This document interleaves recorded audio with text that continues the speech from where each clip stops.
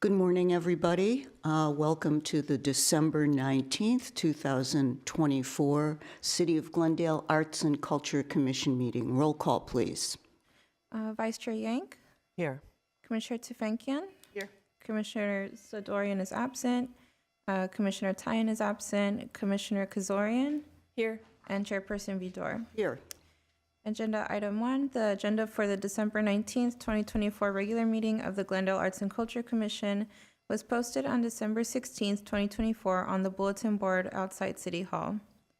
Agenda item 2, consent items, minutes of the November 21st, 2024 regular Arts and Culture Commission meeting, and minutes of the December 12th, 2024 special Arts and Culture Commission meeting. Okay, we'll take the first one, the regular meeting. Do I have any additions or corrections to those minutes? I believe that I had requested to also look at the budget.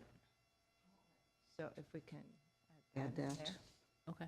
Okay. We can make sure to add that note. Okay, okay. Do I then have an approval with the added change? A motion to approve, sorry. I move. Second? Second. All in favor, roll call? Vice Chair Yank, Yes. Commissioner Tufankian, Yes. and Chairperson Vidor. Yes. Okay. And the special meeting of the committee, which was attended by Commissioner Tufankian and myself, we're the only ones who were there. Can somebody else approve, or do we have to do that? Commissioner Tufankian can. I think I would approve it or move Yes, it. yes. and I reviewed it too and would second that. Roll call, Vice Chair Yank, Yes. Commissioner Tufankian, and Chairperson Vidor. Yes.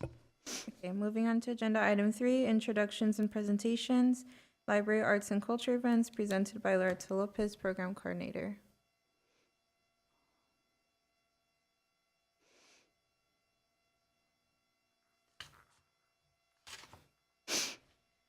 The youth spaces at Glendale Central Library are now open. The grand opening took place on Saturday, November 23rd, and began with remarks by Mayor Ellen Asatrian and Assemblymember Laura Friedman. Attendees had the opportunity to pick up a limited edition grand opening tote bag, sign up for a library card with the option of choosing our new Youth Spaces card, and a passport exploration of new spaces with a Makerspace Made badge for every space explored. For more information and photos of the spaces, please visit the link on the screen. Blended World Experiments in Interplanetary Imagination is on view at Brand Library and Art Center until Saturday, January 4th, 2025. Through a series of art and science collaborations, Blended Worlds explores the landscape of human relationships with our ever-expanding environment. Blended Worlds is among more than 70 exhibitions and programs presented as part of PST Art and Science Collide, a landmark regional event exploring the intersections of art and science, both past and present. Blended Worlds was developed by the Jet Propulsion Laboratory in collaboration with the City of Glendale. For more information, please visit the link on the screen. Glendale Library Arts and Culture invites you to join a series of virtual author talks in partnership with the Library Speakers Consortium. On Wednesday, January 15th at 4 p.m., come have a magical moment with New York Times bestselling author T.J. Klune as he chats about his Cerulean Chronicles, with special emphasis on his newest in the series, Somewhere Beyond the Sea. For more information, please visit the link on the screen. The application for the 2025 performance series is now open. Performance groups made of trios or larger and of all musical genres based within the Southern California region are eligible to apply. The performance series is comprised of the Brand Summer Music Series, scheduled for Fridays in summer 2025, and the Jewel City Concert Series, scheduled for Saturdays in fall 2025. The application closes on Friday, January 31st, 2025 at 5 p.m. For more information and to apply, please visit the link on the screen.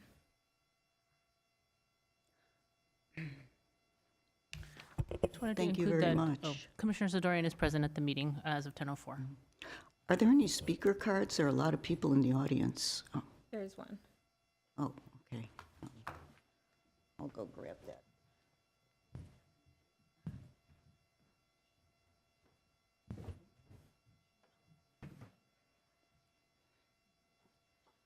Agenda item 4, written communications, there are none. And agenda item 5, oral communications, we did receive a card. I have a card for an agenda item. Okay. Then we can move on to, Commissioners, we are going to take an agenda item out of order because we have presentations today from staff. So we're going to take agenda item 7A out of order. So the 2024-2025 work plan progress is what we're Okay, going to be we're discussing. going to take that now? Correct. Okay. We're all okay with that, right? Okay, good. Commissioners, we do have some updates regarding the 2024-2025 work plan progress. We're in the process, as we are diligently working on the mural ordinance with our consultant, Sarah Odenkirk. We're hoping to have that draft to you by the new year, so we're very hopeful with that. We do have, as Ms. Lopez had shared, our 2025 performance series application that's currently open. So we're looking for music ensembles that are interested in performing at the Brand Summer Music Series and Jewel City Concert Series, and that application closes on January 31st. Please get your applications in. We do have a staff presentation, so I'm excited to introduce our staff members you can come on up, who are going to present on our annual Dia de los Muertos presentation. So happy to introduce them. Good morning. Good morning. My name is Guillermo Garcia. I'm a library supervisor for Glendale Library Arts and Culture, and I also serve as the lead organizer for Glendale Dia de los Muertos. And I'm Aurora Arevalo, a librarian at Glendale Library Arts and Culture as well. And I'm Julie Roman Romo, and I'm also a librarian at Library Arts and Culture. On Saturday, November 2nd, you can put the presentation? Okay. Well, on Saturday, November 2nd, we celebrated Glendale Dia de los Muertos 2024, and it was a fantastic success with over 1,000 attendees. We would like to thank the Arts and Culture Commission for your continued support throughout the past year. Thank you. The popularity of this event has grown dramatically, and today I can say that Glendale Dia de los Muertos is the largest Latino celebration in the city of Glendale, proudly organized by Glendale Library Arts and Culture.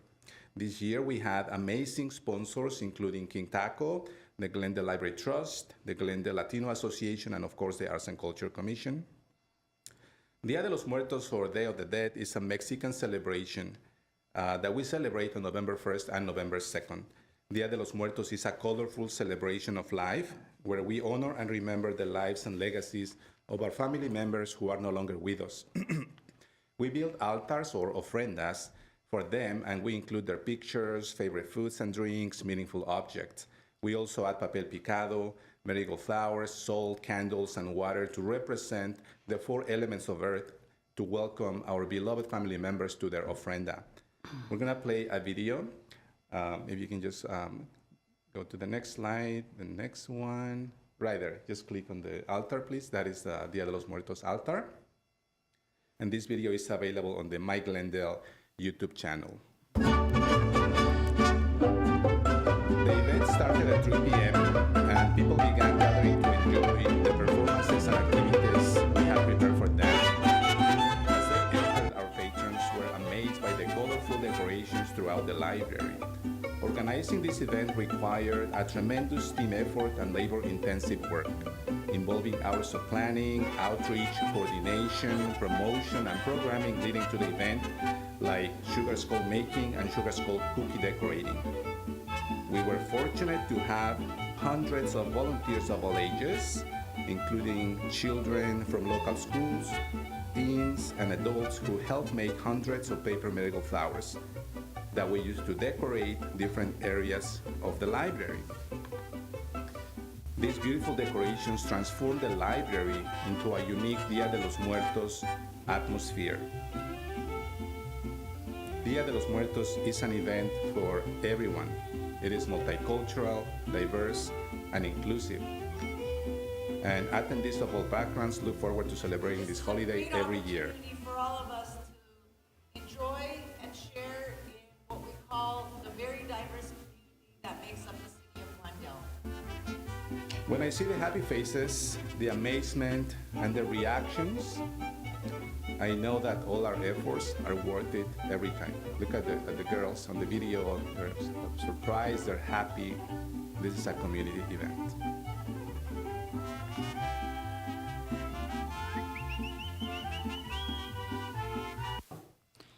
Okay, so for this event, we have several performers, and just want to say, music and dance play an important role in this celebration. In the Mexican culture, music is used as a form of cultural identity and storytelling, as well as community building.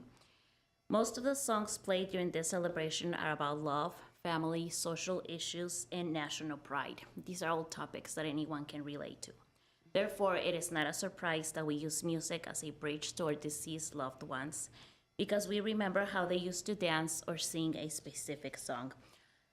This year, Quintaco sponsored Mariachi Los Vaqueros. They captivated our crowd with their performance. Mariachis have the power to bring a community together.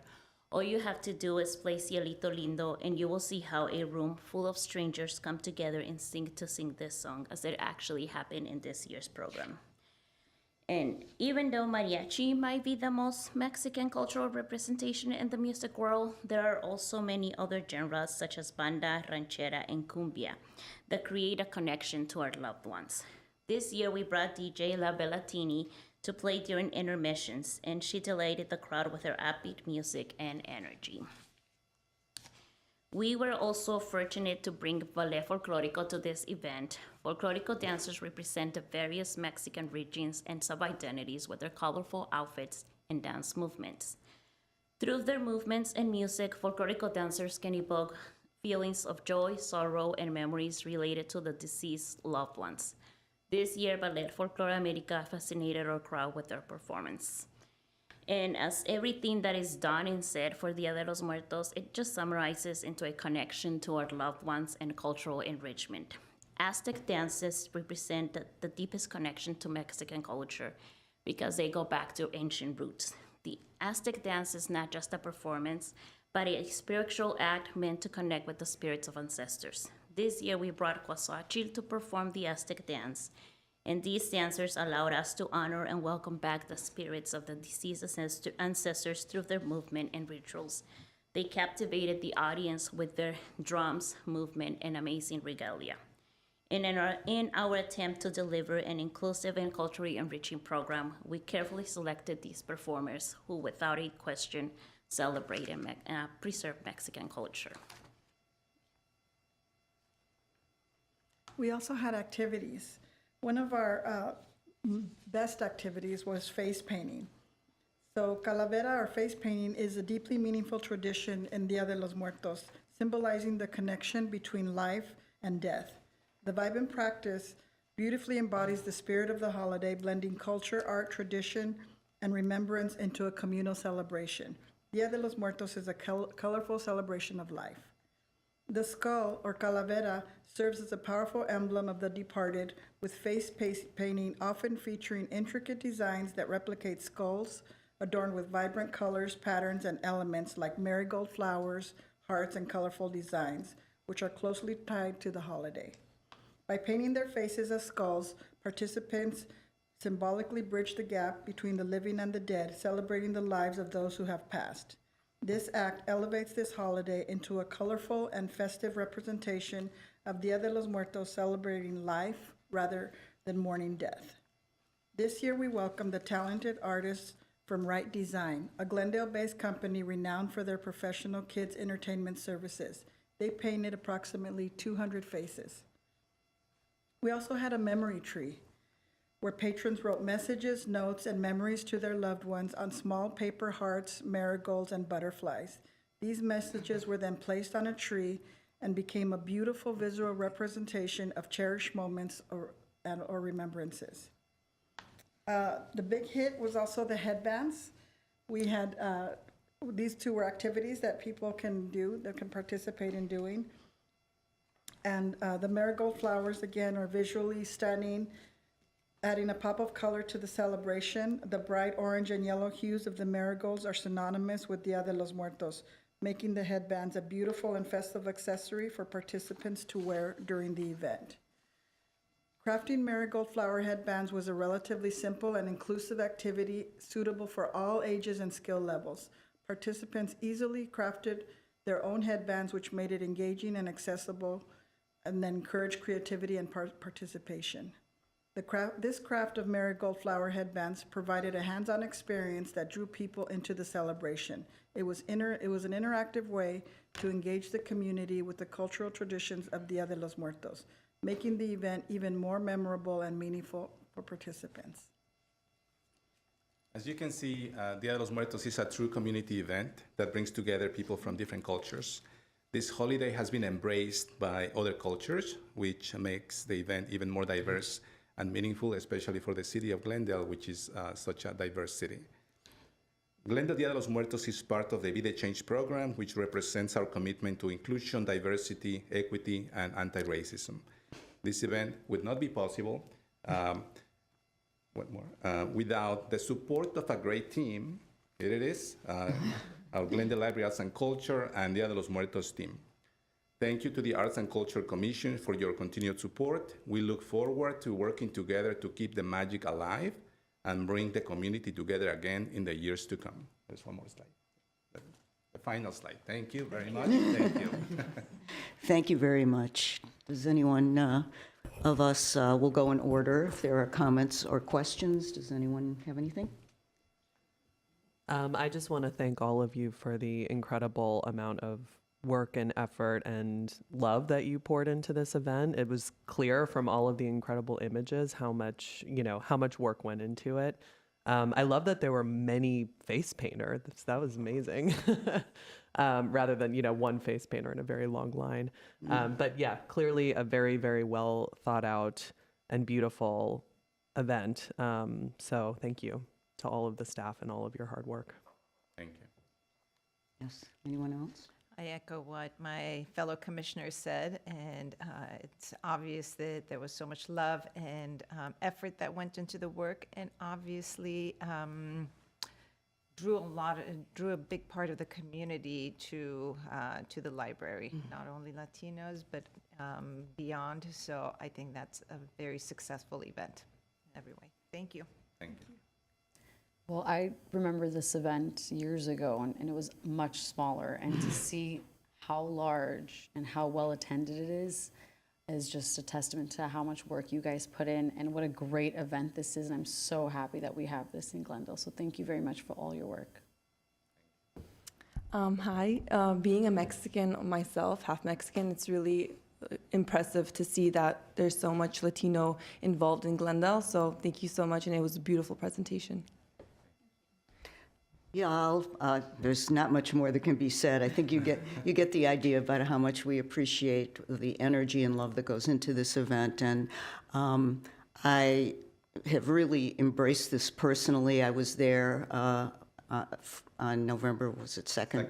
Yes. And it just, it's interesting to have the passing of loved ones and such happiness and celebration married together.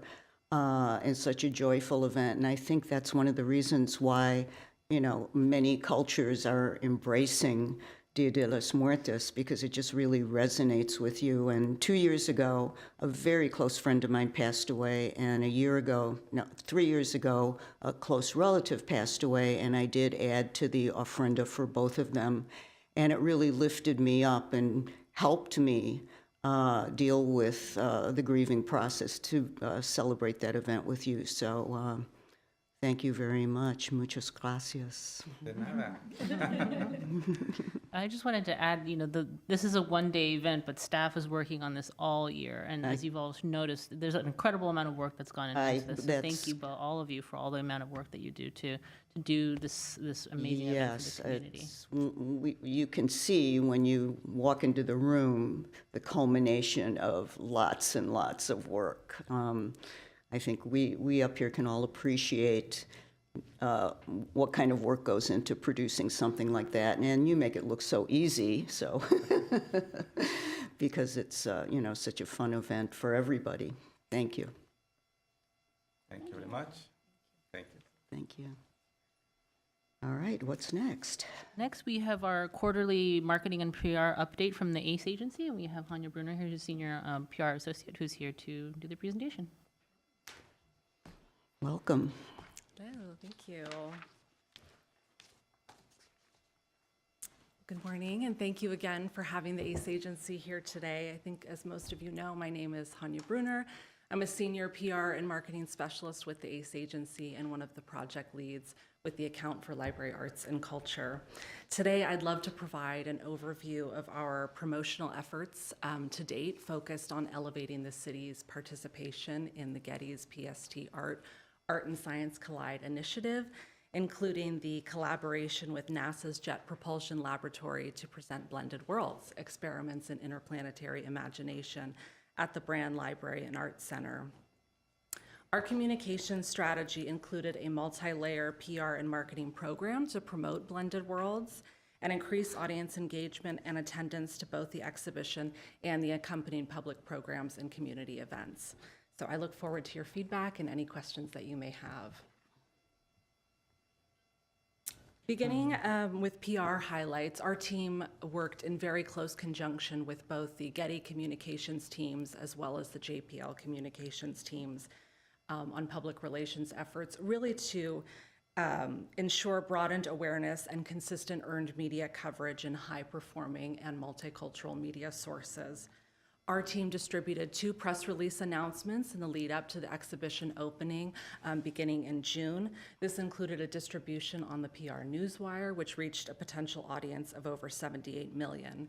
So these combined public relations efforts to promote Blended Worlds have received 293 mentions in the press to date, and that's resulted in 920 million media impressions.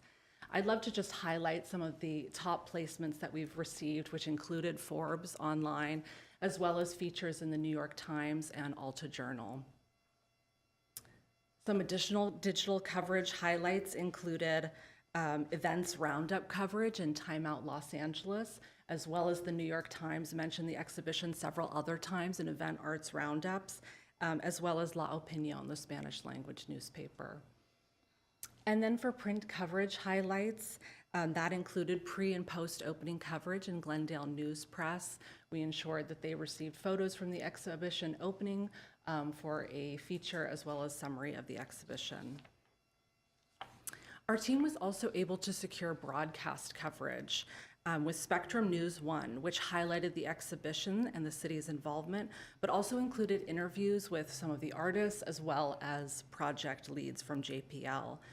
I'm excited to report that Blended Worlds was also included in Spectrum's recent 20-minute longer summary special highlighting the PST Art Initiative. This aired earlier this month, and that was great to see, generating more coverage as the exhibition entered its final month. Some additional broadcast coverage highlights included Blended Worlds spotlighted during PBS NewsHour.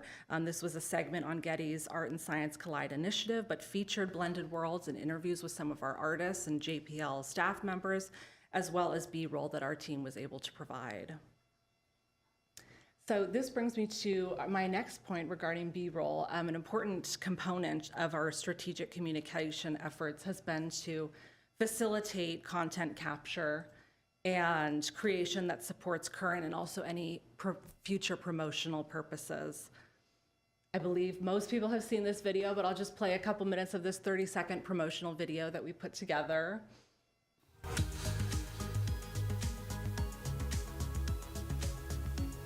So our team captured extensive video coverage. This included B-roll for promotional efforts. We made a 30-second version of this video along with 60-second and 90-second versions.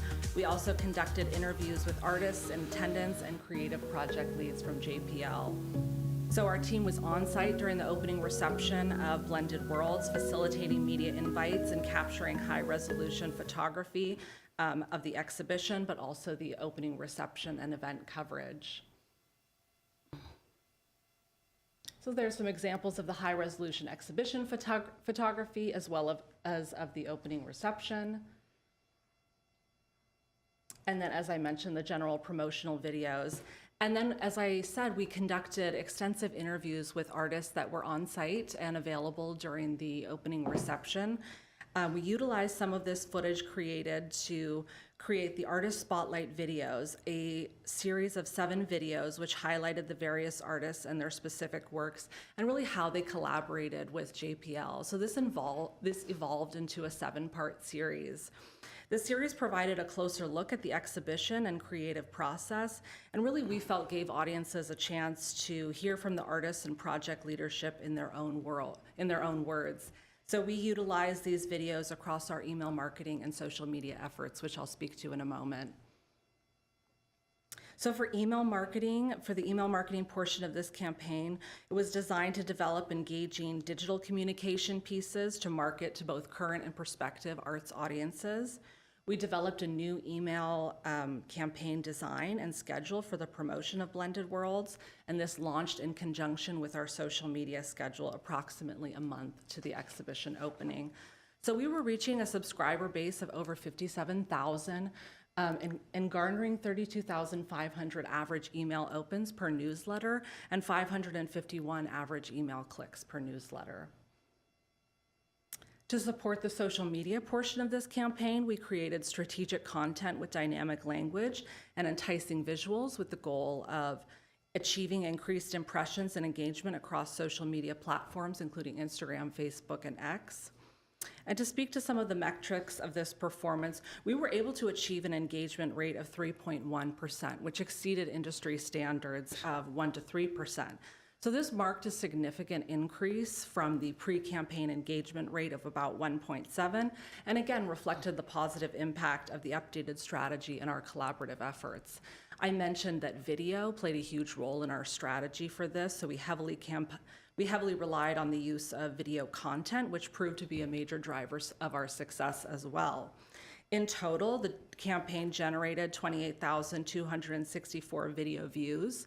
So this demonstrated a strong interest and audience retention during a relatively short period of time. And our top performing video on the account to date actually was one of the Artist Spotlight videos of artist Daryl Carey and his mural Texture of Emergence. This garnered over 6,500 views and an engagement rate of 2.32. So again, that milestone further underscores the power of creative storytelling using video and engaging audiences to amplify the brand's message. Some of the other top performing content was a recap reel we did from the Alex Theater event, the Blended Worlds, an evening of art, theater, and science, and the 30-second promotional video, as I shared previously. So for advertising placements, we secured impactful paid placements in high-performing media sources to complement the PR plan. We worked with the Library Arts and Culture team to determine a cost-effective plan and moved forward with a total ad buy of just under $21,000. Our advertising campaign launched in September, and this focused on placements in local and regional lifestyle, arts, and multicultural media sources across print, digital, social media, and out-of-home advertising. For out-of-home advertising, we ran a digital billboard on South Central Avenue located at the Glendale Galleria Mall. This was up for 4 weeks and resulted in over 52,000 weekly impressions. Some examples of our digital placements included Los Angeles Magazine, Hyperallergic, and Curate LA. The combined reach of our digital placements exceeded 545,000. And some examples of print media placements included Glendale News Press and the Spanish language newspaper La Opinión, among others. The combined reach of our print media placements was over 430,000. And as I mentioned before, a portion of the ad budget was allocated for social media advertising. So we utilized the 30-second promotional video to reach 2 ad group audiences, one for a more general audience and one for a more targeted audience. So our general audience campaign was able to reach 134,000 users, greatly expanding brand visibility and introducing the campaign to a new audience. And then for our more targeted campaign, we engaged 74,000 highly qualified users with interests in the arts and related subjects, connecting with the right audience at the right time. So this dual approach of the 2 campaign audiences ensured a balance between growing overall awareness, but also fostering that meaningful engagement with key demographics. So our campaign significantly outperformed industry standards. Again, here, the average cost per click benchmark is about 50 cents, but we achieved notable efficiency for our general ad campaign. We had a cost per click of about 17 cents, and for our targeted ad campaign, we had a cost per click of about 11 cents. So again, these results really highlight driving that higher engagement at a fraction of the cost and demonstrating the effectiveness of our strategy and creative execution. This concludes, for now, the recap of the Blended Worlds campaign.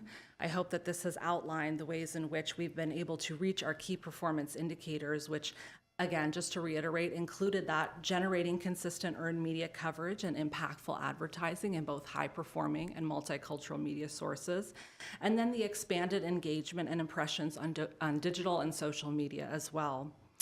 As we enter the final month of Blended Worlds, we will be working with the Library Arts and Culture team to understand conversions and how that translated to visitors attending the exhibition. So we'll be looking to see all of the efforts of the campaign and how that collectively drew attendance.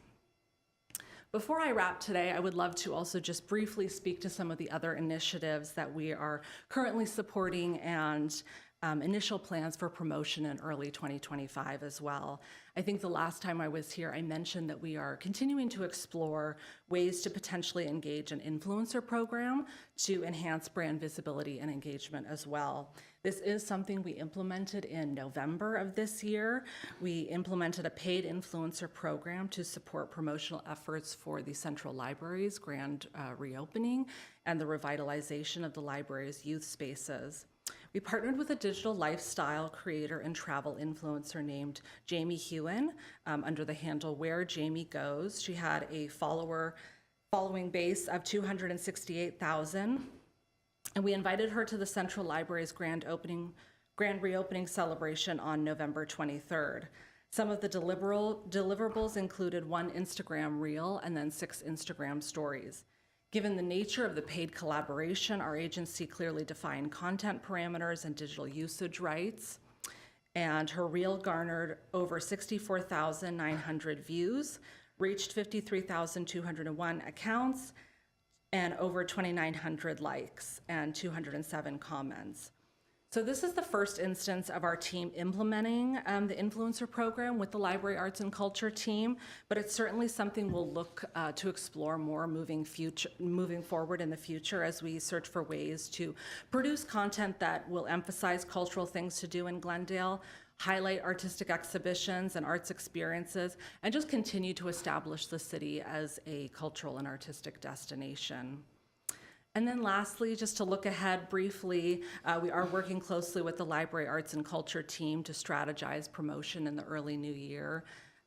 Glendale has once again, alongside Los Angeles and Long Beach, ranked among the top 20 most arts vibrant large communities in the United States. Our team is working on a localized press release to support this achievement once again and support promotional efforts of the achievement. Other arts programs and exhibitions that we will be supporting moving forward, we distributed a press release for Between War and Nostalgia, a Ukrainian Trajectory at Reflect Space Gallery, and then looking ahead at Adams Square Mini Park Gas Station, Galaxy Mosaic in January, and Perseverance, 20 Years of Think Space at Brand Library and Arts Center in February. And then also in the early new year, we will be looking to promote Public Art Landmarks Project finalists, including installations for Glen Oaks Boulevard and Montrose Circular Benches. So this concludes our strategic communication update for today. Thank you again for the opportunity to present to you all. I'm here joined by our CEO, Ashley Patterson, so we're very happy to answer any comments or questions that you may have. Thank you very much. Appreciate that very detailed update. It's really exciting. Commissioner Yang, do you want to start it off? Yeah, thank you so much. It sounds like the Blended Worlds campaign was incredibly successful.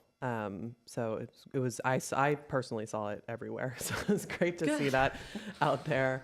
I think that the influencer engagement that you were talking about towards the end is really interesting to think about people exploring Glendale, and in that like authentic way, sort of bringing back images like that and reaching more people. I guess I'm curious because I think all of the campaigns that you're highlighting make a lot of sense. And I think towards our larger goal of promoting Glendale as an arts and cultural destination, like how we connect all of those things together rather than people being like, oh yeah, the brand, you know, specifically, or this, or Reflect Space specifically, but tying that to the city as a whole, as a destination.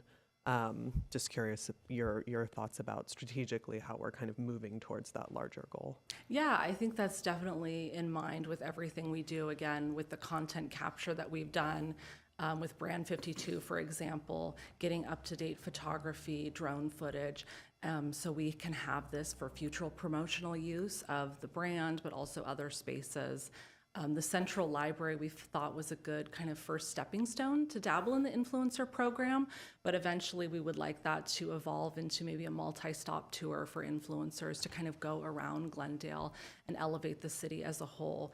But we thought the revitalization, especially of the youth spaces, made sense for the influencer program, and potentially also the podcast space is very interesting in there as well that might apply to influencers. So it's certainly top of mind in everything that we're doing. And I think something like this press release that we have as well coming up, we're putting together a localized announcement for this achievement of Glendale being, again, top ranked in arts vibrant large communities in the US. And Glendale is historically getting this since 2015 when this data was put together. So continuing to interweave that into everything we do is certainly top of mind. Thank you so much. Thank you. Commissioner Zadorian? I did have two questions. So I know that we talked a lot about impressions, but what is our goal with the engagement? Are we trying to find new followers, get more attendance, more subscribers to our email newsletter? I mean, when we're talking about impressions, what's the turnover rate? What are we trying to turn that into? Yeah, absolutely. It's definitely a couple different benchmarks there. So like I mentioned, that expanded broader awareness, making sure we're reaching larger audiences and that expanded awareness for the exhibition and also Glendale as a whole. And then with impressions, we are, again, trying to reach the most number of people as possible. So with that print coverage, how many times the coverage on Glendale is being displayed is a good benchmarker for those impressions. And then for social media, I can speak to some of those stats as well, because through that, from September to December, we did exceed 473,000 impressions and a growth of 1,700 followers across all of Library Arts and Culture accounts. So it is increasing that followers, but also the engagement and who we're targeting as well. And then for email subscribers, we had a base of about 57,000, and we were reaching an average over half of that per newsletter. Okay. Sorry, when you say all the Glendale Library Arts accounts, which ones are you referring to? Are you talking about every type of social media or just on one social media? Facebook, Instagram, and X. Okay. And that not including YouTube either? YouTube was not within our agency. We did not run it for this campaign, but I'm happy to defer to the Library Arts and Culture team for those metrics. Well, this will be really nice to see in the future if it is a ticketed event, how much the turnover is, how many more tickets we're selling, because it'll be a lot easier to see when there's actual money flow coming in or just someone signing up to get a ticket to go to an event. So it's a lot more clear how many more attendees we get from the impressions. But that's really nice to hear. And then the library event with the influencers, I think it's a great concept. I think that's something we definitely need to be a lot more focused on. And I'm not sure if we already did the opening event for the children's space, have we? I mean, if we have other events, it's such a great space to just invite all these like Glendale moms who have lots of followers and get all these people from outside who follow them, because it's really a thing that I'm now learning about. I'm not a mom, but like they really pay attention to what these people post, and it'll bring in a lot more visitors into that space, and it's a beautiful space, so I'm very happy about it. But those are my two kind of points, and I'm really happy about everything that you've presented, so thank you very much. Yeah, thank you for that feedback. I know in terms of the ticketed events, specifically, obviously Brand Library, we weren't looking at those metrics necessarily, but we'll work with the Library Arts and Culture team to get that overall foot traffic and attendance throughout the run of the exhibition.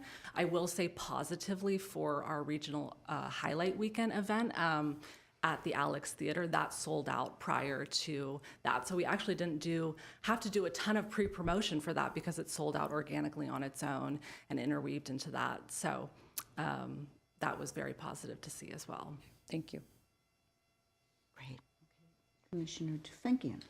Thank you so much for a very thorough presentation. Looks like a lot has been done, and it looks great. I'd like to learn a little bit more about the marketing newsletter. Who does that go to? Did they sign up, or was it sourced email list, or how did that happen?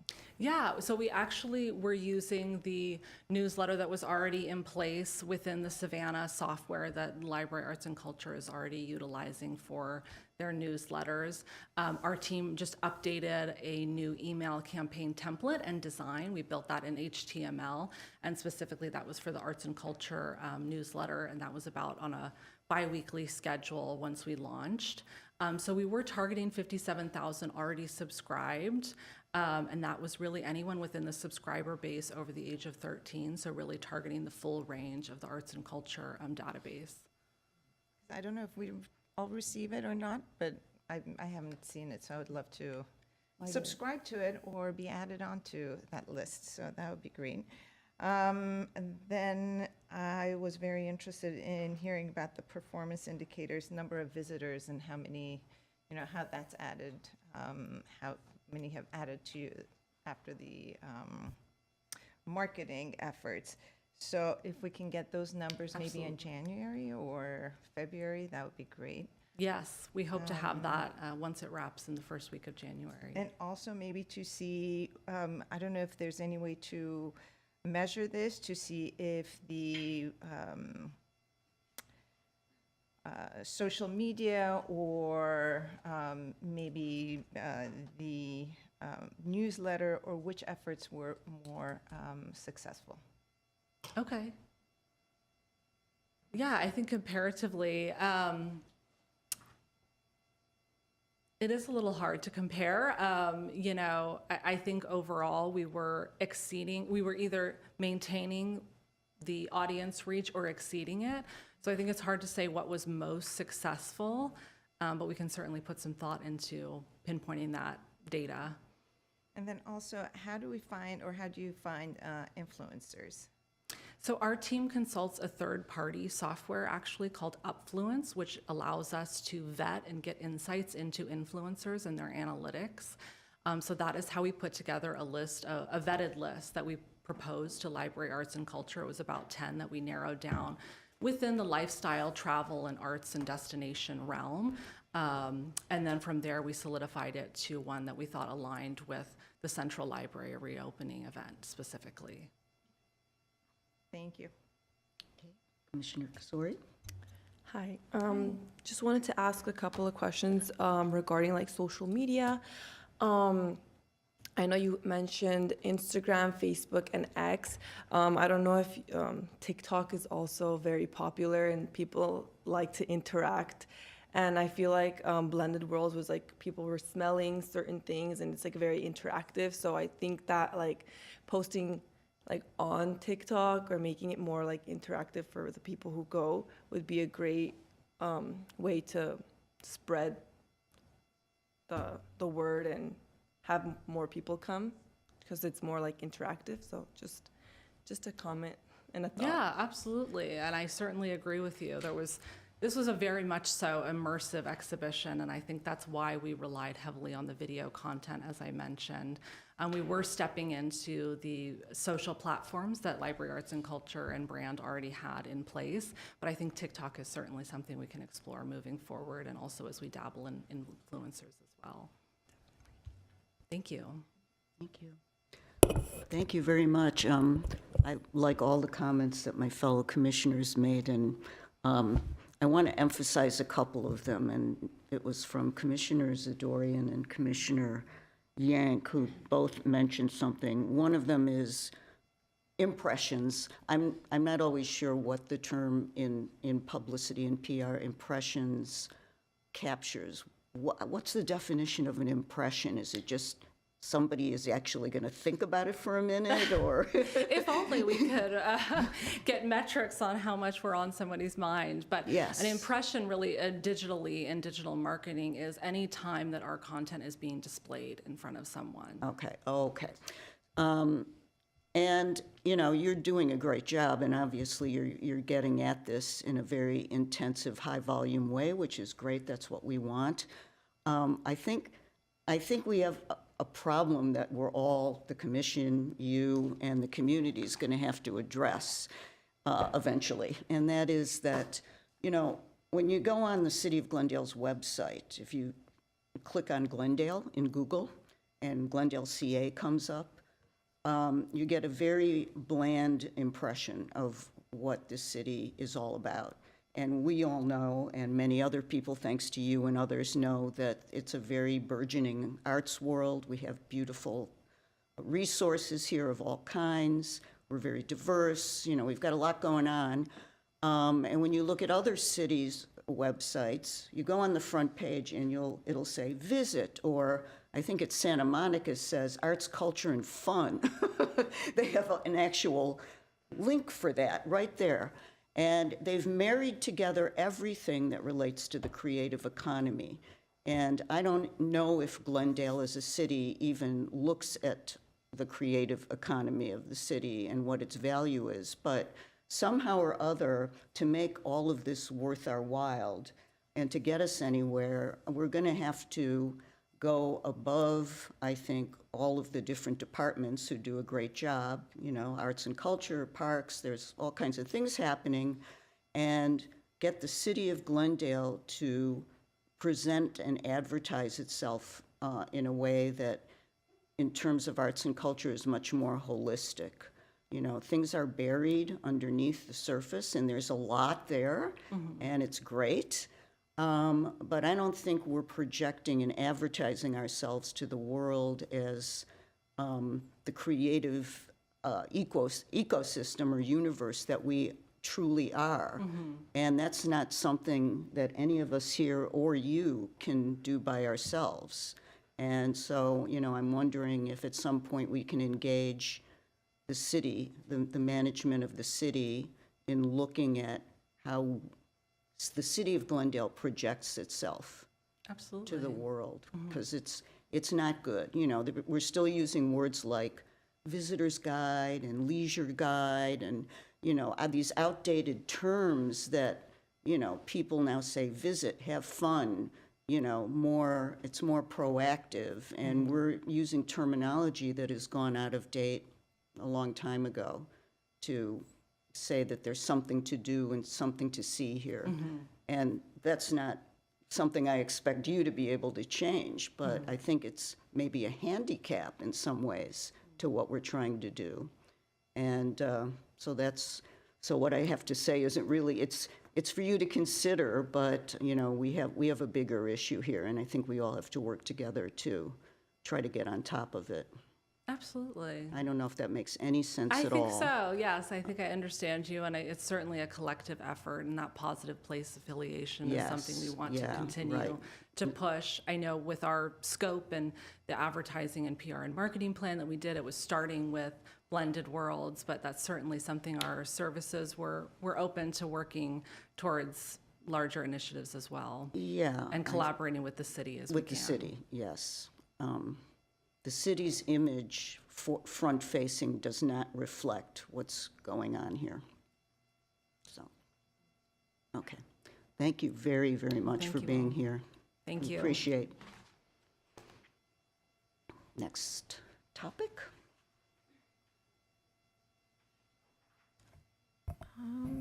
So we move on to agenda item 6A. Okay, agenda item 6A, citywide public art Palmer Park basketball court mural. Motion rescinding the commission's September 19th, 2024 motion recommending that the city council authorize the city manager or a designee to enter into an agreement for commission of artwork with an artist/artist team to design, fabricate, and install a public art piece for the Palmer Park basketball court mural in an amount not to exceed $30,000 dispersed from the Urban Art Program Fund. Commissioners, as stated in the report, the commission approved a motion for the recommendation of the Palmer Park basketball court mural. And on November 21st, Commissioner Tufenkian and Commissioner Vidor, Chairperson Vidor requested to agendize to rescind the motion. So we are here today to discuss the rescinding of that motion on September 19th. One at a time, we'll take it. Commissioner Yank, any questions, comments, or? I'll pass for now. Okay. Commissioner Zadorian? I mean, as someone who did not want to rescind, I would love to know why we were rescinding before I can make any comments. Oh, okay. Commissioner Tufenkian? Yes, so I felt that when we made the decision, it was kind of a tie, and I personally feel like, as much as I love Tanner's palm tree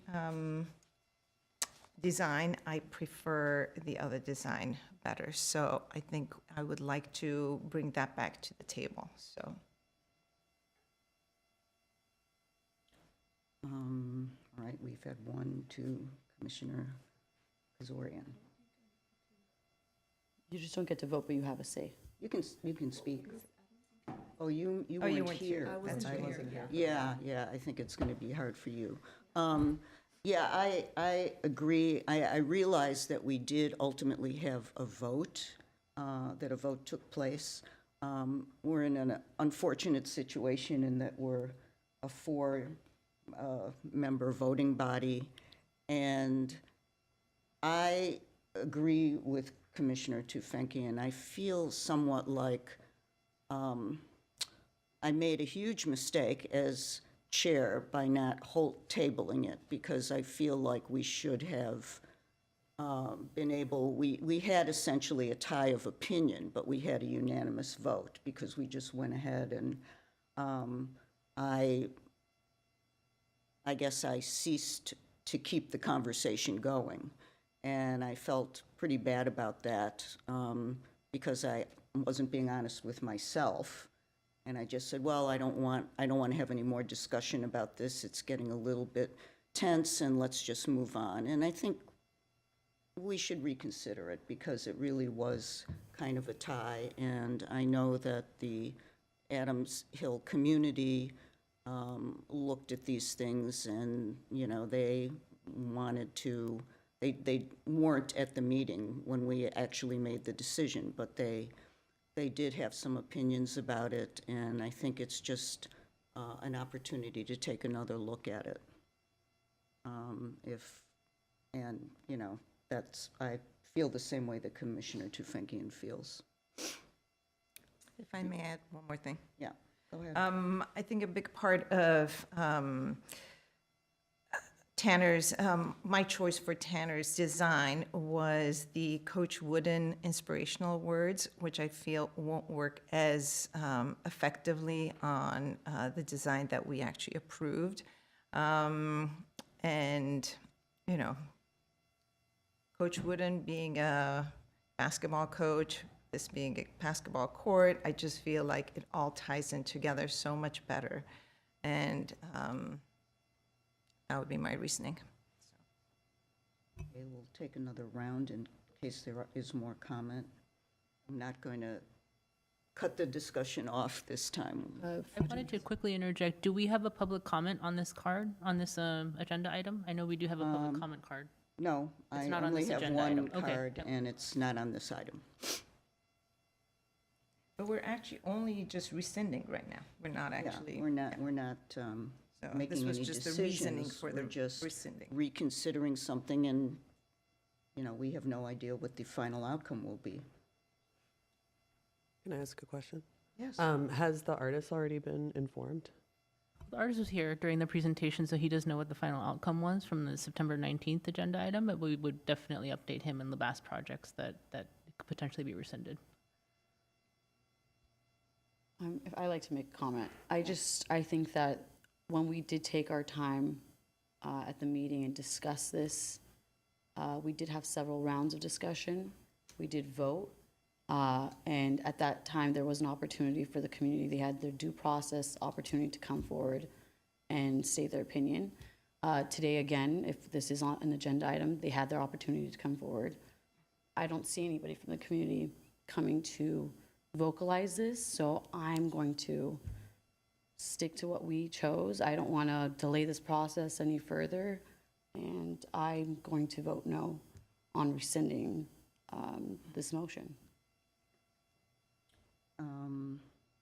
Oh, right, you weren't there.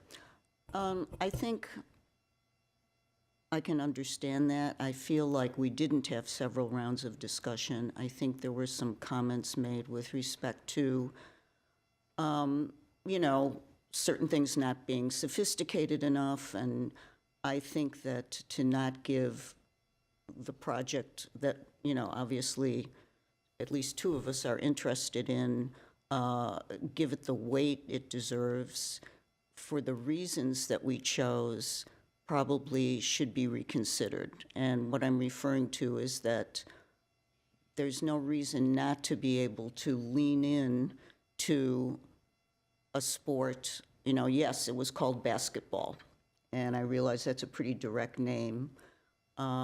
It's not indicative of the quality of the work. It's in fact a little bit ironic that the piece was called basketball, because it is, but when one looks at it, it's a piece of abstract art that only identifies as a basketball when you look at it from a bird's eye view.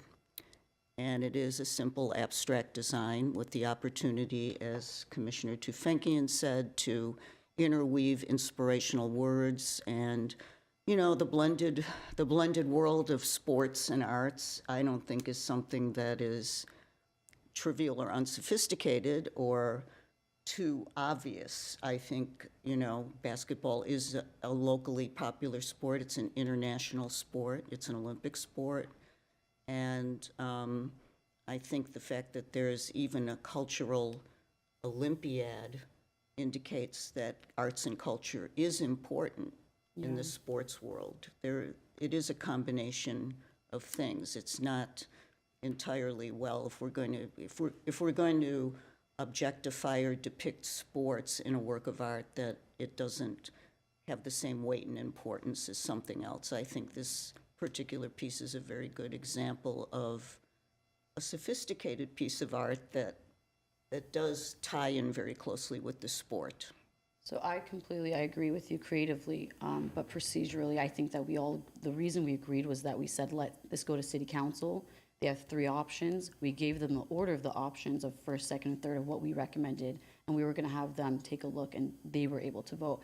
I personally think that we should have the city council vote on that. They're the authority and the larger body. We are just the voice of the community. Right now, the community hasn't come forward to say anything. I understand if anyone came forward to the 2 of you personally, that's something that's very different.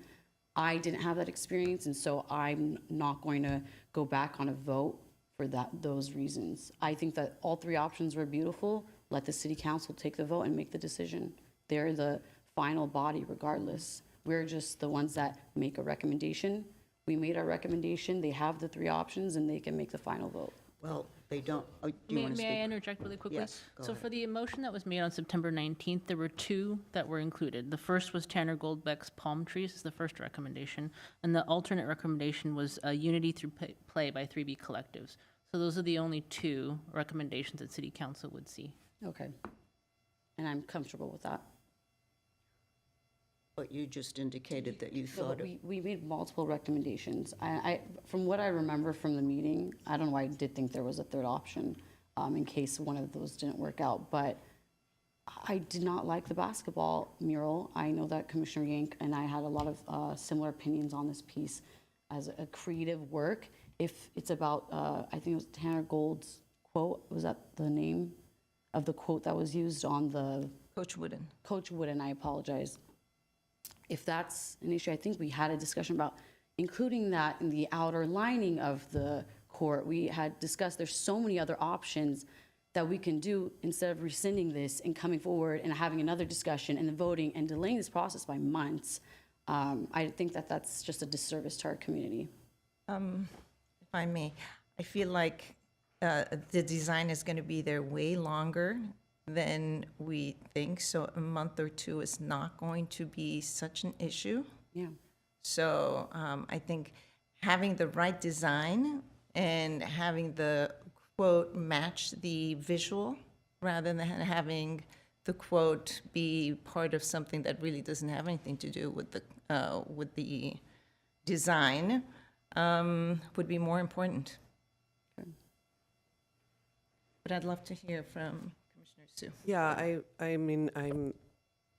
I am not comfortable going back and rescinding this motion because I feel like we already had this discussion and we came to a compromise in terms of the designs that we were putting forward. You know, that happens sometimes on commissions. We have a difference of opinion of designs that we're putting forward, and sometimes we have to compromise on what are the best options.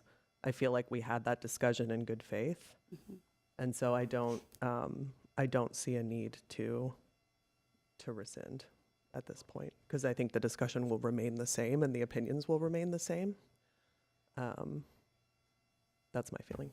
It also opens the door for every time we have we think, oh my God, did I make the right decision? I'm going to make a motion to rescind, and I don't feel comfortable doing that either because that really opens the floodgates for every time we might make a 50-50 compromise. I'm not comfortable with it coming back. It's not a very clear, cutthroat way of doing things, which is what the procedures are meant to do. Hopefully, we won't be 50-50 for too much longer. Yeah, I think, unfortunately, and I'm taking some responsibility for this because I'm the person with the gavel, the discussion did get a bit strident about, judging these artworks and, I want sophistication just as much as the next person, and I really feel strongly that and certainly Commissioner Tufenkian, who's a gallerist, have a high standard for the type of art we put up, and we want to pick the best, most appropriate things. When the discussion got a little bit heated, I, in the interest of moving things along, back down. And, at this point, I probably would have myself step down as chair because of that, and the timing is perfect because next month I will be stepping down. So, I agree with Commissioner Tufenkian. This is something that's going to be up for a long time and into the coming years, and it deserves a look. But if we end up with another tie here in terms of how we're going to vote on this, then we'll just have to live with that. So I would just, in conclusion, ask that you reconsider, and we can go ahead and then take the vote, unless anybody else has any more further last comments. I think to me it's less about the discussion about the artwork, and I think all of the designs had a lot of merit to them, honestly. And we had the discussion, and we, had certain preferences, and that I think that just happens sometimes. I think to me more this motion to rescind feels like a bad precedent to set. That's where I'm coming down on it, and it's true that maybe we should have continued that discussion longer, or we should have come to a better place, but that was sort of where we landed, and I feel uncomfortable with rescinding because of the precedent that it sets in the future. That's my feeling on it. It's more of a procedural, because I don't think there was any procedural misstep per se that happened in that prior discussion. So I don't want to rescind it. If there had been some kind of misstep or we were doing something in bad faith, but I do really think it was simply a difference of opinion, and I don't think rescinding on a difference of opinion is enough of a reason for myself. I'm going to second exactly what Commissioner Yang said. Okay. I'll just wrap it up and then we can go ahead and vote. But I think that there was a procedural misstep that I was responsible for, and that was not giving myself and Commissioner Tufenkian, and maybe everybody, an opportunity to continue with the discussion and make the points that they wanted to make, but that there wasn't any bad faith there. It was just, Well, I think you need to be a little careful with the way that you're phrasing it, because you had the opportunity. As long as you have the opportunity, it's on you and your responsibility to take it. If you feel that you did not responsibly take it, I think that's on you. But procedurally, you had the opportunity, we had the discussions, and we all voted. If you think that maybe you were not in the capacity to vote at the time, that's completely different. But I think that we all agree, good faith decision, we voted, and we should move forward with it. You're right, we did vote, we settled on the palm trees. We settled on it. And of course, City wasn't- Council now still has a say. The community can go forward, they have a say in there, they have another due process opportunity. So if there's anyone from the community that doesn't agree with what we're saying, please feel free to take part in that meeting and voice your opinions. okay, I think we're talked out here, so, Do we still have to vote and then vote no? Okay. all right. We'll call for a vote. The motion as read, can I have a roll call? We need someone to make a motion and to second, and then we do need to vote. Oh, So I would, And if there's no second to the vote, we don't vote? Not make the motion. Okay. Can I make a motion as the chair? Okay. I make a motion that we rescind the commission's September 19th, 2024 motion regarding the decision on the Palmer Park basketball court. We need a second. I'll second that. Roll call, Vice Chair Yang, I vote no. Commissioner Tufenkian, Yes. Commissioner Zadorian, No. and Chairperson Vidor. Yes. Okay. So then we move on to agenda item 6B, selection and appointment of a commission member to the Arts and Culture Grant Program Committee. Motion appointing one commission member to serve a one-year term on the Arts and Culture Grant Program Committee. Commissioners, we did discuss the opportunity to create an arts and culture specific grant program, and we are receiving feedback from the commission as a whole, but I believe at the last commission meeting, we did discuss appointing one specific member from the commission to serve on a committee for an arts and culture grant program. So this is where we are today, if you were interested and or appointing a specific member of the commission to that committee. I'm happy to nominate myself.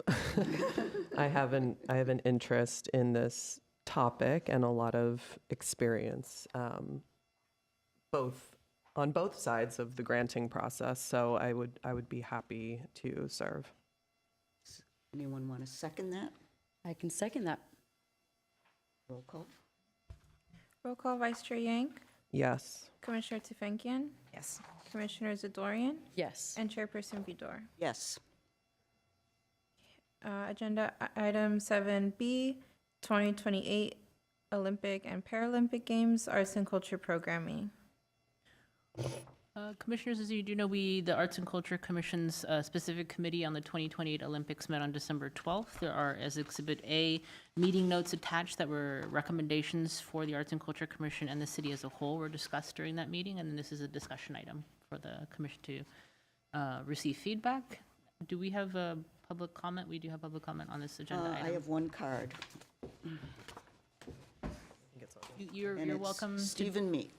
Yeah, you're welcome to discuss first or public comment. Why don't we just have a round? We'll discuss it, see if anybody has any comments, and then we'll take public comment, and then we'll discuss it again. Okay. Commissioner Yank.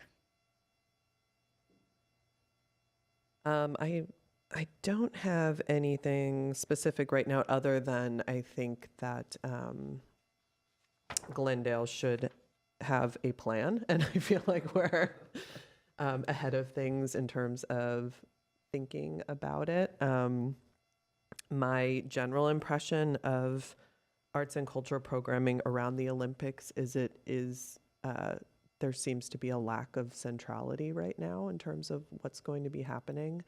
So it does seem like a smart idea for Glendale to sort of have a plan and not necessarily wait on other bodies to come forward. So that's my only comment at the moment, but happy to hear what other people are thinking. Go ahead, Commissioner Zadorian. I mean, I would love to know what we plan to do exactly, but of course, I'm more than happy with programming. Did you happen to see the minutes? I did. Oh, but, okay. Just exactly what it is we want to do moving forward, goal-wise. But I'm more than happy with this. Okay. Commissioner Tufankian? I was there, so all That's good. right. No comments. Commissioner Kazorian? No comment. Okay. Okay, well, the idea of this, which is what we ended up writing out, was to leave the specifics for when we have a little more oomph in terms of getting a group of people, interested parties together from the arts and culture community and related areas to try to have a concerted effort. So this is really the plan, to have a concerted effort. And I agree with Commissioner Yank that it seems, and maybe you can also fill us in a little bit about your experiences with dealing with Los Angeles and some of the other cities, because there are a few cities, I believe Santa Monica, West Hollywood, and was it Long Beach, are doing, they're starting to do something too, because LA has not really come forward yet, and you know, we want to be able to pull the community together, a reasonable committee, not the entire world, so that whatever is going to happen is done in a way that's organized, and, you know, that we are presenting ourselves in a unified way to the rest of the world. So having said that, maybe you could give us an update on the current state of things. Sure, absolutely. So for full clarity, the city of Los Angeles won the bid to host the Olympics in 2028. As part of that bid, they are partnering with the County of Los Angeles, because the Olympics are such a big entity throughout the city. Not only can the city of Los Angeles host the games, the County of Los Angeles in turn is hosting it. So there are games in Santa Monica and Pasadena, all over the County of Los Angeles. So the two are working in tandem. I believe the County of Los Angeles is hosting, or has hosted, cultural convenings to gain feedback from the community of what folks are interested in seeing as part of the Cultural Olympiad. But there has been no specific direction quite yet from the city or the county in regard to the overall planning for the Olympic Games. I know the city of Santa Monica has a 2028 Olympics committee as a city. The city of West Hollywood has hired a consultant to kind of coordinate the efforts for that arts and culture programming in 2028. And there are also other entities that are beginning, and I think Culver City is also another one that's kind of working on their own to establish kind of a Olympics cultural Olympiad within the West Side, because the Olympics will be so heavily located in that part of the county. So those are the kind of updates that we received so far from the city of LA and LA County. Do you think that LA has or will be giving any general guidance to cities that want to kind of move ahead and think about it, even though they're not doing anything? I think it's really incumbent on each city. Each city is very different. And as part of the county, they will obviously support all the programming that's occurring in all the different municipalities, but it's really incumbent upon the city to decide their own specific programming and how best to engage tourists and athletes that are coming to the county. So in terms of what we can and cannot do, it's pretty open. I understand we can't use the term in our own programs. We can't say Olympics, and could you provide some clarity on that? There are certain semantics of things, the word Olympics and whatnot, and we can gain more clarity regarding the branding. I know LA 28 is the entity that's kind of holding all the information specifically for the city of Los Angeles and all the Olympics programming, but we can gain more clarity on the branding of what's allowed. Okay. And will there be any meetings that you know of in the near future that any one of us or other interested parties in the city can attend? Not that I'm aware of currently, but if there are, of course, I can absolutely invite the committee members and, of course, the full commission if they're interested in participating. Oh, okay. Thank you. Okay, I have a speaker card. Stephen Meek. Thank you.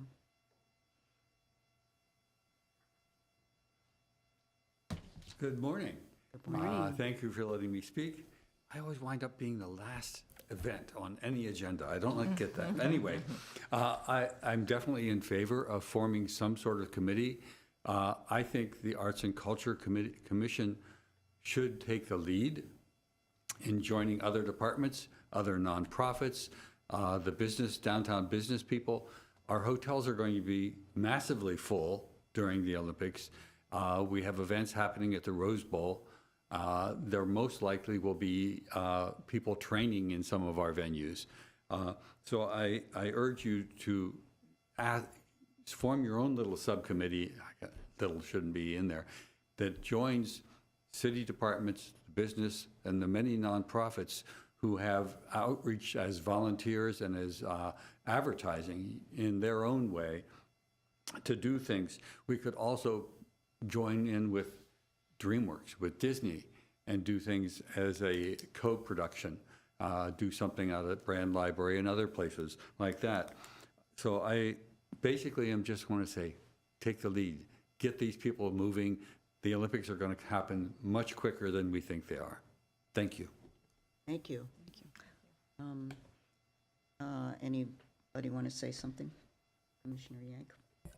One thing that's an interesting aspect of the Olympics that I heard about, which might be worthwhile for Glendale to explore, is country hospitality houses. And so for every Olympics, there's like India House, France House, USA House.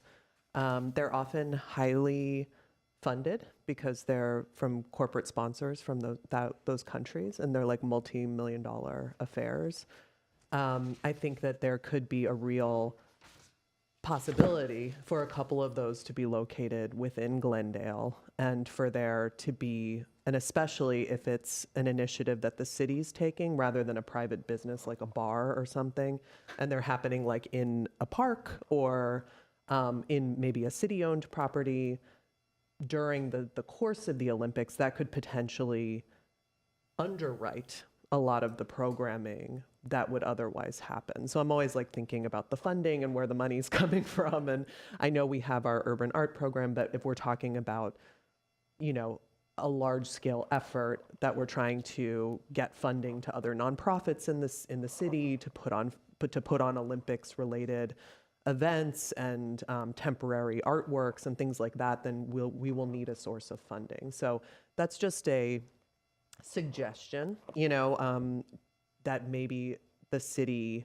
and this may, as Mr. Meek pointed out, require working with business, working with Parks and Rec, you know, kind of getting these groups together, but to attract a couple of those country hospitality houses alongside a kind of cultural grants program. I mean, maybe it's an outgrowth of the grants program we're working on, where we're infusing Olympics-related funding into different arts organizations and entities across Glendale.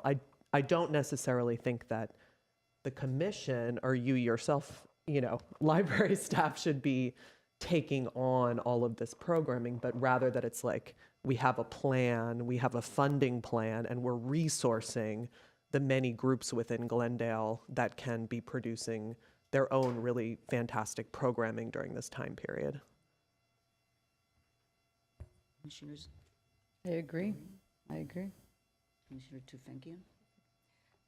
With the country hospitality houses, do you feel like it's like a day event, a 1 week event, or would it be throughout the whole time? It would be like months. The whole Yeah, it time. would be like the whole thing. Yeah, I think. And probably some of them are much bigger than others, but they're, you know, they have thousands of people a day that would come to these places. And for many people, it's the closest they can actually get to watching the Olympics, because they wouldn't be able to get into the venues, but they can go and watch with their countrymen on these really huge, you know, large screen TVs, and there's food and beverage. And I think usually the ticket cost is fairly low. It's like $20 or something to get in. Okay. So just something I learned about recently, which I thought was really interesting. Like, how can we get some of that in our city? Yeah. I think, thank you so much for that recommendation. I think it's really great. And we can definitely mention that to the city manager's office and management services, because they oversee the Sister Cities program. And that could be something that we could partner with them on. Commissioner Kazorian? I was going to ask, can you clarify more on the nonprofits that should be focusing more on the Olympics? Yeah, my thought was just rather than arts and culture itself, sort of like, okay, we're going to take on these big festivals or big things that would be happening, because I think that's just, we don't have the capacity to do that.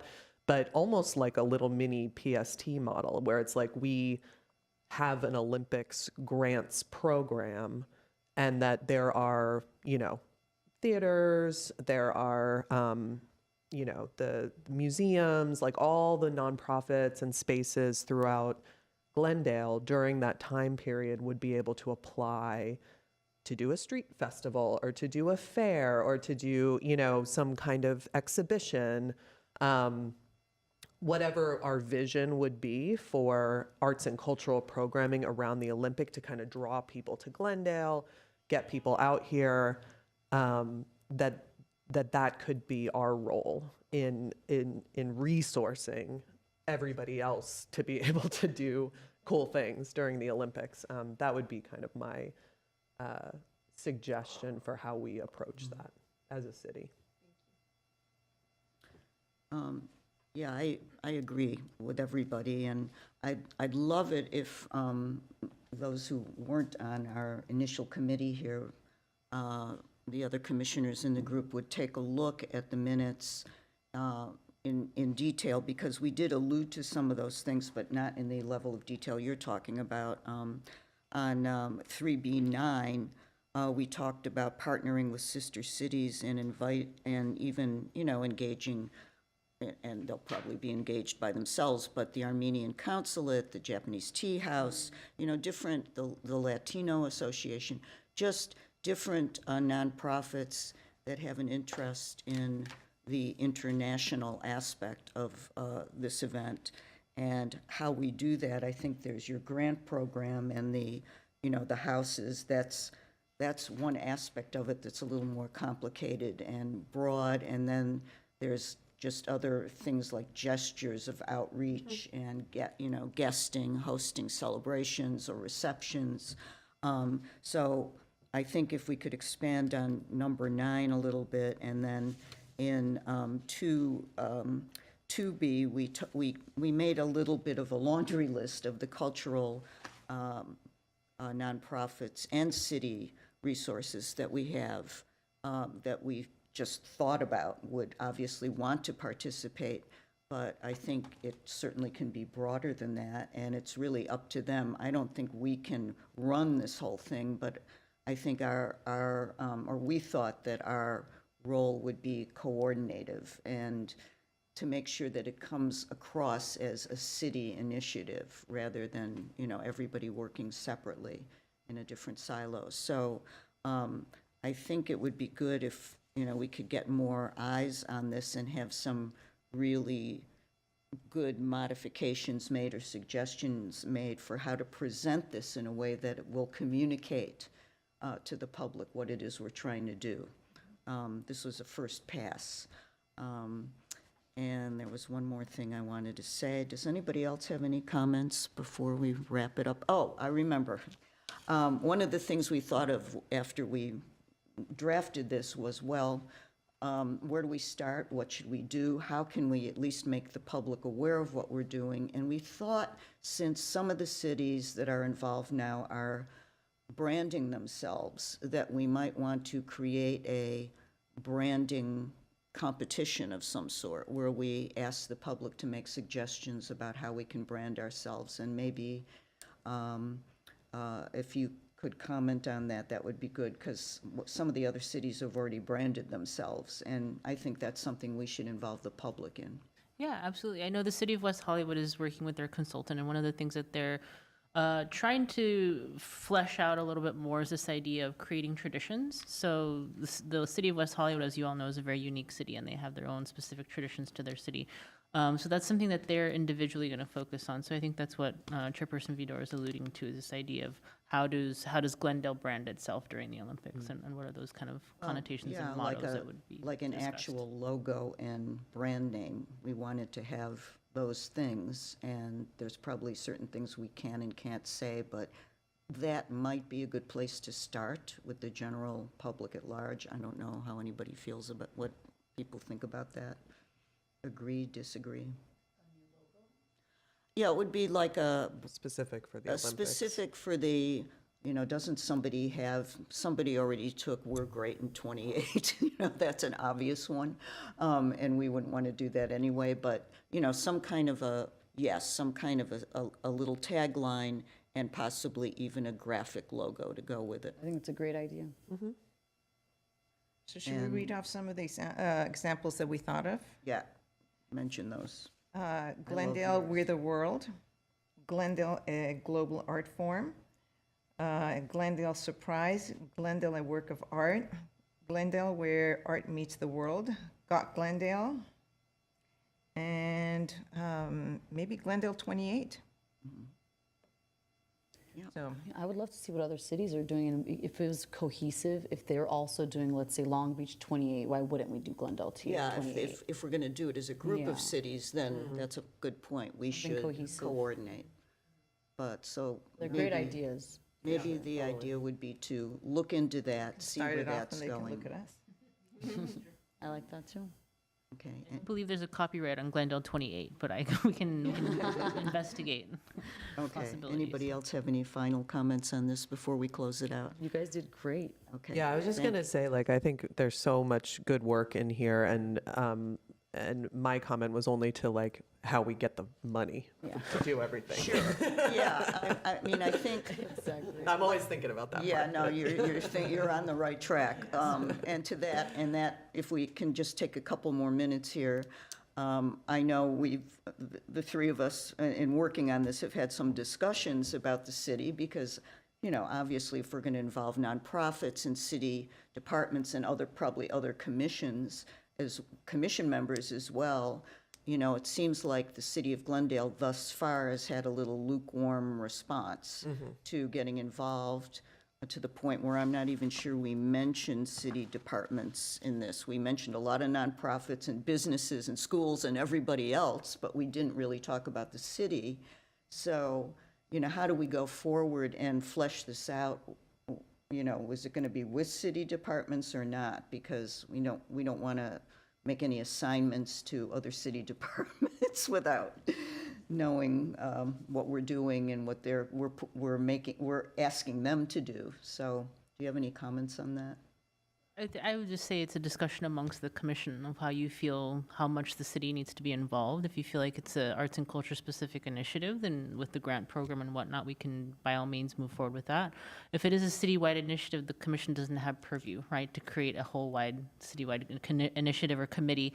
So that would have to go up to city council, and if that's something that they're interested in doing. Okay. Well, yeah, I mean, I don't even think we necessarily need to have that, but certainly somebody in each department to be a liaison, and then perhaps maybe we involve other departments by involving commissioners in other departments, planning, parks. Certainly there will be park activity. Some of the things that we have talked about in this document would require other departments to at least know what we're doing and probably spend money and get human resources involved. So I think we need to continue to discuss this, maybe not on a monthly basis, but continue to refine this. I'd also like to get some input. As you can see, there's a chart of all our public art projects and how, and the idea would be to have them all done by the time the Olympics is upon us, and maybe even the World Cup, which comes in 2026 in Los Angeles. But the last two on the chart are aspirational projects, and I wonder if anybody had any thoughts about those. One is the Orbit Pavilion, which is being looked at for placement at Glendale Community College, and the other one was an aspirational project that would involve a very fantastic light show that people might want to come to see. So does anybody have any thoughts about that? I had a comment about the last topic as well. I don't have the graph printed in front of me, thank you. But for the last topic, I would love to know what the actual city of Glendale is doing for the Olympics, because it's not just working with other cities and other commissions or department heads, it's also what is our city as a whole doing? So we're working in unison with them, and I think that we should be getting approval for them from the city council and the city at large, so that we are working with the other commissions in cohesion, and we're working with the other departments. I don't think that we should just, as a commission, kind of just go off rogue and do our own thing. I mean, I love that, because as a body, we are so creative, but we work under the city council and we work in unison with other commissions. And so I think the more we work with other people, like you're saying, you know, we can take on more resources and we can do a lot more work that's impactful that way. Personally, I think that that's my opinion, and I will go ahead and take a look at these, but they both look spectacular. Why wouldn't we want these kinds of large-scale pieces in Glendale? I think they're incredible, and I'm just happy that we have these opportunities. Yeah, I agree. I mean, there is a little bit of a contradiction here in that we're saying that the city told us, and we hear from the public, that we should take the lead as the coordinator, but without city approval, we're kind of, our hands are tied for many reasons, because we're going to have to involve other people in the city. That's the reality. So, yes, I agree with you. One feeling I have, just on that point, is that since the city council did already want us to investigate this arts and culture grant program, that might be one pathway where we're like, we're going to put this program into place, and we also want to have an expanded version of it for the Olympics, you know, and that's like, and this is and many of the things that we have in the framework that you guys maybe could be folded under that umbrella a little bit of like, okay, within this expanded grant, we would like it to go with this sort of framework, you know, for arts and culture during the Olympics. I think the other piece, that feels to me like a good pathway towards the council being like, okay, great, thumbs up. Yeah. The other piece is just what Commissioner Zadorian was saying about just knowing more information, like who's talking within the city, who's talking to who, what venues are being talked about, you know, like that would just be good for us to be kept aware of if and when those conversations do happen, so that we know that we're also like working together on those efforts. I think a big part of what we're doing here would be just that, to start something, to brand it, and I guess send it to, or share it with all the other departments to make sure, you know, what their feedback is and how they would want to be involved or not be involved, and what we can do and what we cannot do. So I think we're ahead of the game here just by putting together this strategy. So. Question for you. Can we, that would be, I'm giving you an assignment here, but, Okay. you know, any one of us, I think, would be happy to be part of this, to go to city council and get it on their agenda and present it to them and just lay it out there. This is what we're doing, and if we mention the need to work with the city as a city and get their support, that would be a public way to go up to the highest level, and at least we've disclosed what it is we're doing. Absolutely. I do think this is now a public document, right? So everyone is welcome to review it and share it with your city council members. I think it would be great to have commissioners and or community stakeholders share of why they think it's an important thing to talk about. And then we can definitely follow up with it as staff, to Commissioner Yang's point of incorporating it as part of a grant program and having a longer discussion about it. I went ahead right before the meeting and I did share this with representatives from each of the cultural institutions mentioned in the first part of the document. And, you know, there are organizations that are aware of and, you know, nodded in the affirmative. I think that for the city, the fact that it's a public document, as you indicate, is a good thing, but I don't necessarily think anybody's going to take the time to seek it out, so you're absolutely right. We, as appointees, have to put it in the face of our appointers. So an assignment for everybody. Would it be premature to put a call to artists now?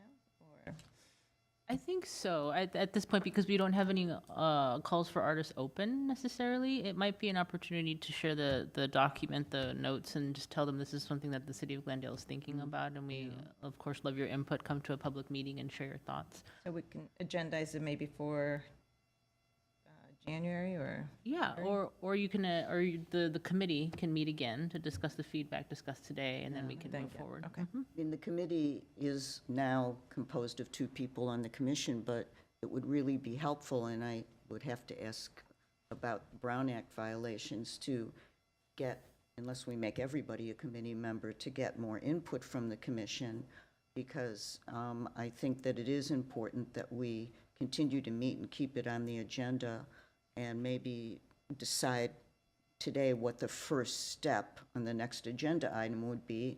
I think call to artists might be a little premature at this point. We need to elaborate more on the type of art we would want to call for, or what the call would look like, but we could at least start with the brand identity and where we sit with the rest of LA County, and a more general discussion about you know, how we fit into the big picture with the Olympics, not only with LA County, but with the city of Glendale, which would mean modifying this a little bit more.